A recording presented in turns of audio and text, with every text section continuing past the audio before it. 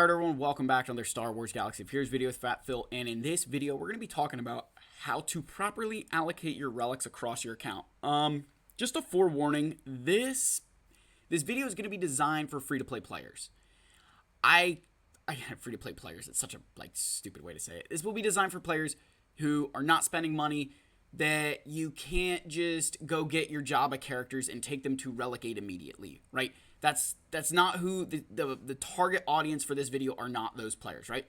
So let's dive in here. First things first, I do want to give a huge shout out to my channel members. Again, guys, thank you so much for your continued support during this time. Of course, it's not going to load, is it? Come on, guys, give it a sec here. There we go. There's our channel members. Thank you guys so much for your continued support of this channel. If you guys are interested in joining the channel memberships, again, it's just priority during roster reviews, live streams, stuff like that. Sometimes I have been trying to get content out earlier to them. Sometimes it hasn't always been happening. Again, they've been super understanding of my whole situation with moving. So thank you guys so much again. Let's get into the video, though, and let's talk about how to allocate your relics. So, as a free-to-play, there are 3 questions you need to ask yourself whenever you're going to relic any character, right? Let's get into those 3 questions, because they're the first things you need to talk about first. So the first one is what level? What relic level are you taking that character to? It's the first thing you need to ask yourself, what level? And then ask yourself, what's the purpose of that character? What purpose are they filling? And then finally, what does it change? So we'll use these 3 characters as our first examples of these questions so you understand the process. What level am I taking Maul to? Relic 7. What purpose is he serving? Well, at this point, I could give him, he could fit in my Lord Vader team, Rise of the Empire platoons. If I'm going to put him out of Lord Vader, he's going to be dealing more damage. And what does that change? It gives me potential to beat Jedi Master Luke teams without Lord Vader, right? If I can use the Mandalorian counters for that. It just makes him a little bit more difficult to off-mate a counter, and inside of a Lord Vader team, he's a lot more difficult to beat. Okay, that's the what purpose, and then what does it change? It definitely is going to increase his viability outside of Lord Vader, and with Lord Vader, it will just add an element that if you can't kill him right away, he's going to punish you a lot more. So that would be Maul, right? For Darth Malgus, you're basically going to get the same things, right? Obviously, it's different because he's not in the Lord Vader team, so what level? Relic 7. What purpose is he serving? He's a monster in GAC, a solid character outside of that. What does, that's the purpose. What does it change? What does him being at Relic 7 change that, say, Relic 5 wouldn't do? Well, it's going to stop a lot of those off-mated counters. A General Skywalker is going to struggle a lot more against a Relic 7 Darth Malgus than a Relic 5 Darth Malgus because the health pool is larger. You've got more relic, more mastery, that kind of stuff. And then finally, our king here, right? What level? Well, Relic 8. What purpose? Well, the purpose of that was to please my subscribers, right? No, I mean, the purpose was, he's going to be better in GAC. But what does it change? And this is the one that I think a lot of people get wrong here. For me, it changed the fact that I'd be able to use him to counter Starkiller teams, that I'd be able to counter teams like higher level Iden Versios, that it upped the level of teams that I'd be able to counter with my Wampa, right? Especially in 3v3, think about General Skywalkers. I even beat a Maul Mandalorian team because of the protection up Datacron, and without Relic 8, that might not have been possible, depending on the Maul team, right? So that's what it changes. If you're thinking of relicating your Wampa and your purpose is, because Fat Phil did it, well, that's not a good reason, right? But also, then what is it going to change for you? What are you going to end up using Wampa against? So those are things just to keep in mind as we get into these relic allocations. So all Galactic Legends need to be a Relic 7 minimum, right? Just Relic 7 minimum for all Galactic Legends. You are missing out on so much with them because they all have this thing down here, Galactic Legend. Right? And it says this unit has 10% max health and protection per relic amplifier level. That right there. So going to Relic 7 is minimum for them. The reason I say that is because Relic 8 is still an obscene investment. I still think it's really, really expensive to get Relic 8s. So I'm perfectly happy telling you that Relic 7 is the minimum for Galactic Legends. I just think they're that good of a character. They're worth those resources. Again, I am going to say that if you guys would be interested, I'd be more than happy to take Wampa up to Relic 9 for our 10,000 subscriber, celebration that we'll do. So that's just throwing that out there because I already told you guys now, I won't do Cup. I don't think I'm going to end up caving to that. It's just not going to happen. I'm sorry. All right, so the next category of characters here are your like Galactic Legend units, right? And see here I've got both Ahsoka's, Jedi Knight Revan, Embo, and Maul. Now, Embo's a little bit different because he is a Lord Vader requirement, but if you're building Jabba early, Embo's basically a must. Embo is the, backbone of that team beating Jedi Master Kenobi. So I would say that Embo, you want to get these guys to Relic 5 minimum. And that's for a couple of reasons. Number one, Datacrons. If you want to use the best Datacrons, I get you guys hate them, but they're a necessary evil. And Relic 5 is that bare minimum to take advantage of a level 9 or level 8 Datacron. So you need to get them there at Relic 5. Other reasons is that they're part of that Galactic Legend team. So you want to kind of keep that in the back of your head that the stronger these guys are, the stronger your Galactic Legend is. The difference between a Lord Vader team with a low Relic Maul, a low Relic Royal Guard, lower Relic Darth Vaders that I've seen, it's not that common, right? But like the lower Relic Lord Vader teams are so much easier to beat compared to higher Relic Lord Vader teams. Because if you can't get through those adds in time, they're just going to start punishing you, right? They will murder you. It's one of the big reasons why my Maul is Relic 7. Again, with your characters for Jedi Master Kenobi, it's the same situation. If you can't kill them in time, they're going to turn around and they're going to start making you regret your life. And then finally, Jedi Knight Revan, just a solid lifter for like a Jedi Master Luke team. Again, if he's not at that Relic level, you're missing out on Datacrons, but also you're missing out on his health pool. So that's just, again, keep those things in mind. All right, Imperial Troopers. So this is a great one. And yes, Dark Trooper's missing. I will cover him below, okay? I'm putting it out here now because I know people are going to rush to the comments and say, you didn't talk about Dark Trooper. Watch the whole video. So, Sith Eternal Rex, right? General Veers, Colonel Stark, and Piet are all Sith Eternal Rex. Now, Piet is only a Relic 5 requirement for Sith Eternal, but you need him at Relic 8 for Executor anyway. So, just, take that for what it's worth. But your Veers and Stark are Relic 3. With your characters like Moff Gideon, Iden Versio, and even Ranged Trooper, match them accordingly. And what I mean is that if you go and get your Ranged Trooper, and you're like, man, you know what? I'm going to Relic 5 my Ranged Trooper. What is he doing for you at Relic 5? This isn't a team that's designed to take damage. They're designed to go first and never let the enemy take a turn. So you putting Ranged Trooper to Relic 5, unless you're bumping up Veers, you're bumping up Stark, and you're bumping up the rest of that team to match him, there's no purpose to his Relic 5. That's just wasted materials that could go to somebody else. Yes, he's better at Relic 5, do not get me wrong, but you're not helping the rest of your team because he's not the integral part of damage in that team.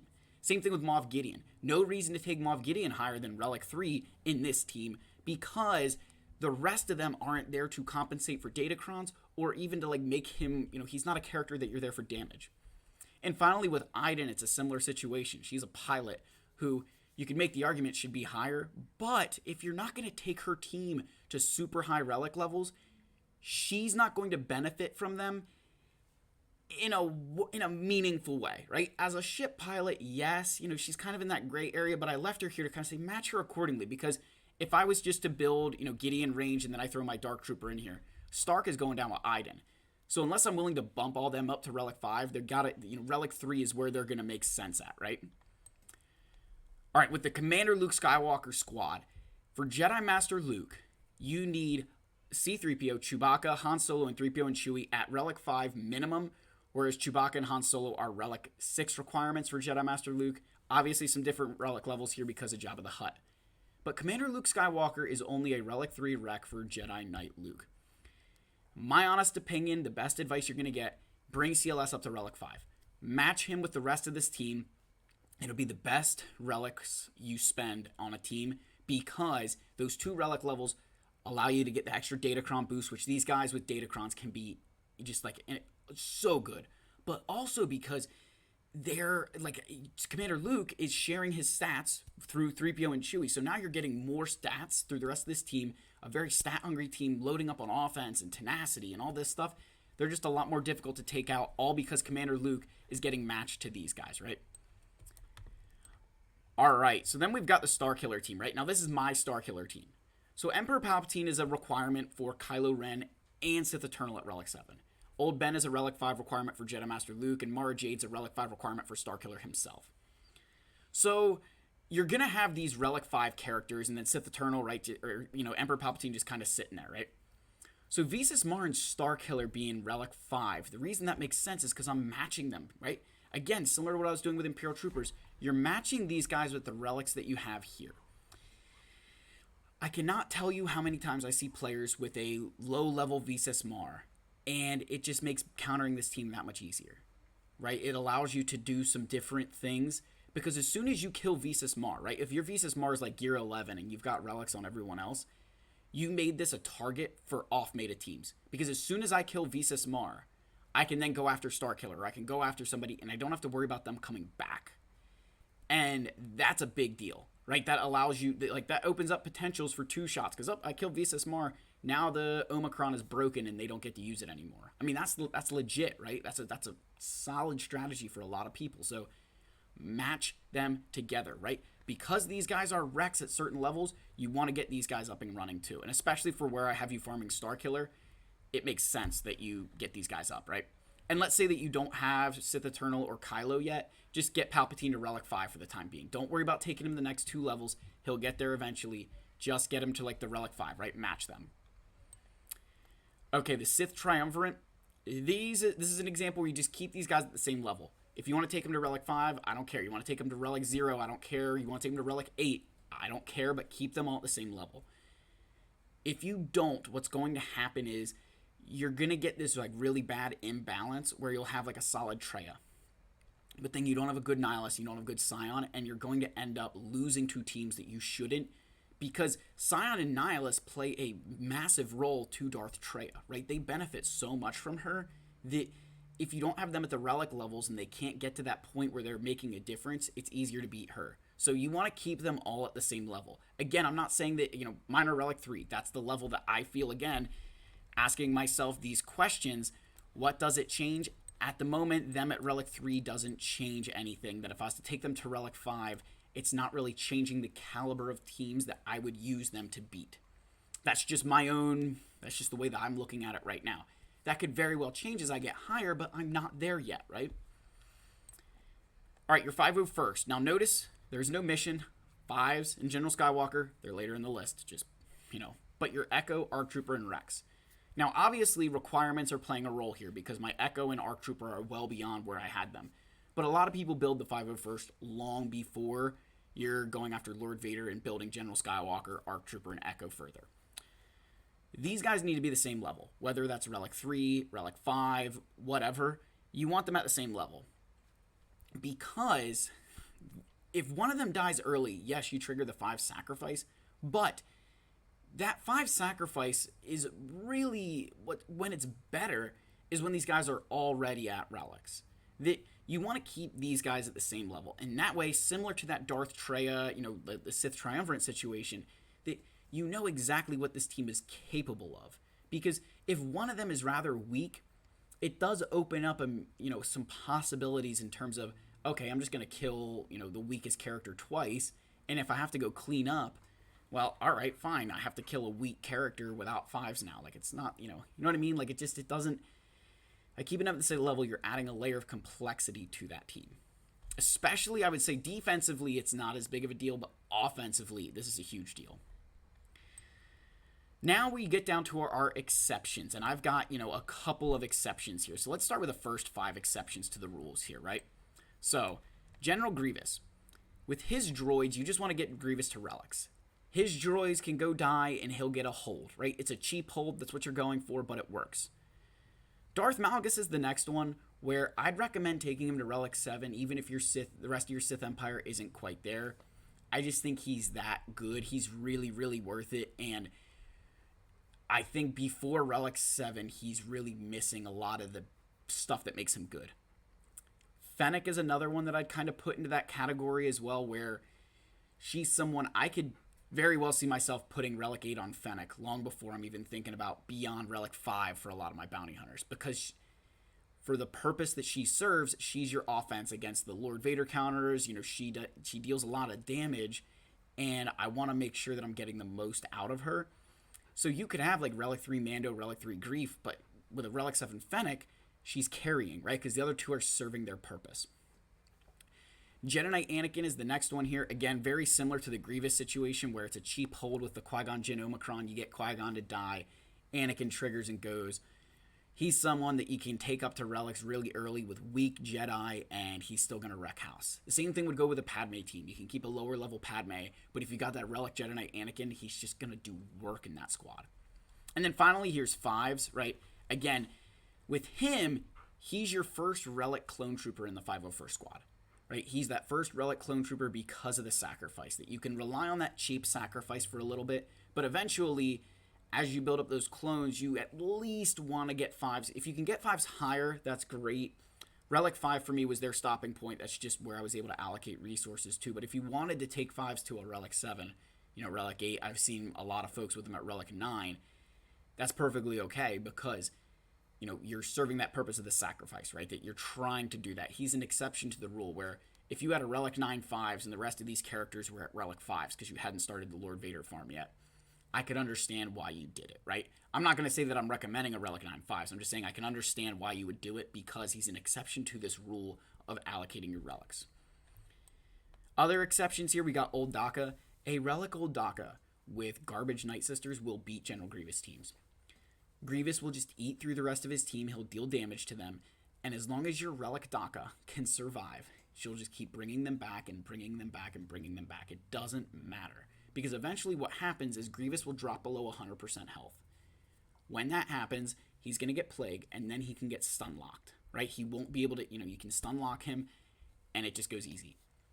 Savage Press is another great example where, again, I don't have the resources for this, but if you had the resources to be able to take Savage to Relic 7s, Relic 8s, and you're going to use them with like Relic 3 Sith Triumvirate, that's fine, right? Like, that's not a big deal.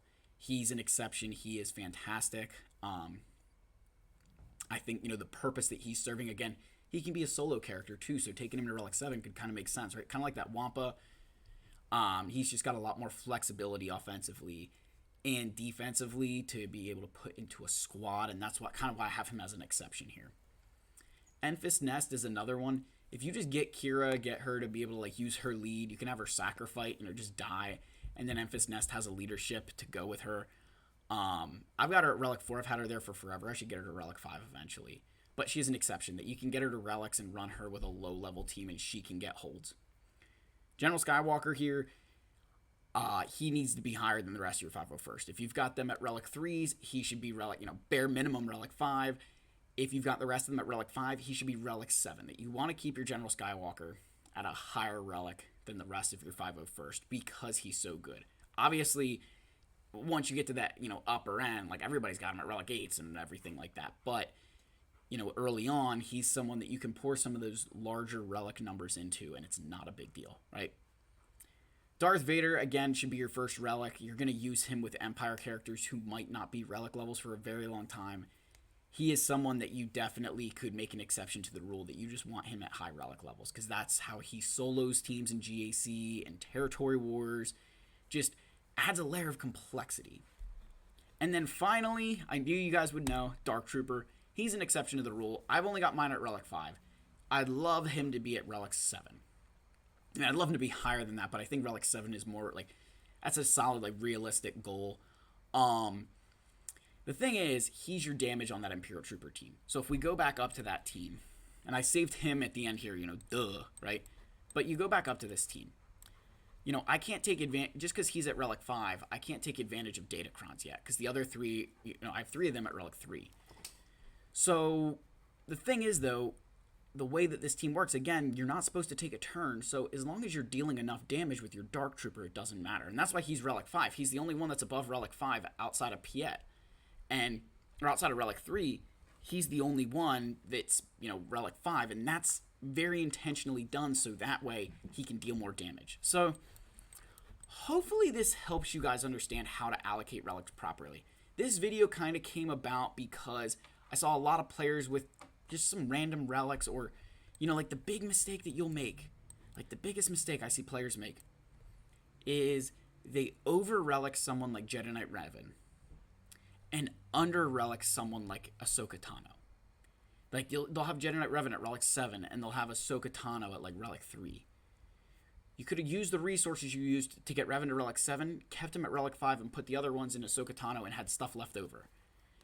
You know, it's a huge difference. You really want to make sure you're allocating these relics properly so that way you can get the most out of your roster and the most bang for your buck. So that's the end of the video, guys. Let me know what your thoughts are down below. As always, smash that subscribe button, leave your likes, leave your comments, and I'll see you on the next video. Cheers, and may the Force be with you.